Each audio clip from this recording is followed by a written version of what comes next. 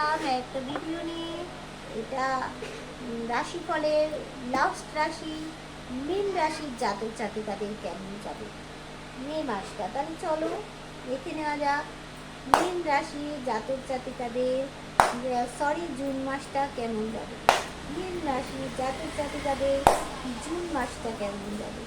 মীন রাশি জাতক জাতিকাদের জুন মাসটা কেমন যাবে, কি ভালো কি মন্দ, কতটা টাকা পয়সা আসবে দেখি। মীন রাশি জাতক জাতিকাদের জুন মাসটা কেমন যাবে। জুন মাসটা কেমন যাবে। মীন রাশি জাতক জাতিকাদের জুন মাসটা কেমন যাবে।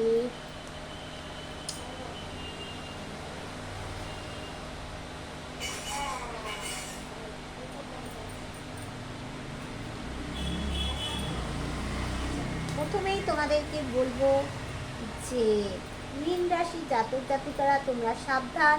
তৃতীয় ব্যক্তি কিন্তু কোনো মহিলা তোমাদের কিন্তু ঠ্যাং ভেঙে দেবে, কোনো বিপদ ডেকে আনবে। মহিলা থেকে সাবধান।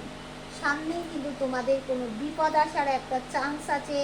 তোমরা কিন্তু চোখ কান খোলা রেখে চলবে আর ব্যালেন্স করে কিন্তু তোমাদের ওই সময়টা চলতে হবে।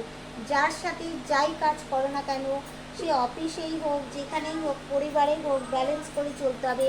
স্বামী স্ত্রীর মধ্যে ব্যালেন্স করে চলতে হবে, সব ব্যালেন্স করে চলতে হবে।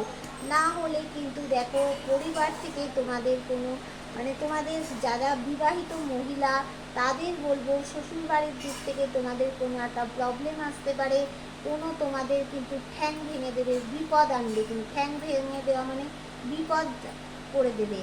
আচ্ছা চলো এবার তোমাদের কিন্তু দেখো পিছনে একটা বিপদ, কিন্তু কেউ তোমাদের সেটা হেল্প করবে আর সে বিপদটা আটকে যাবে।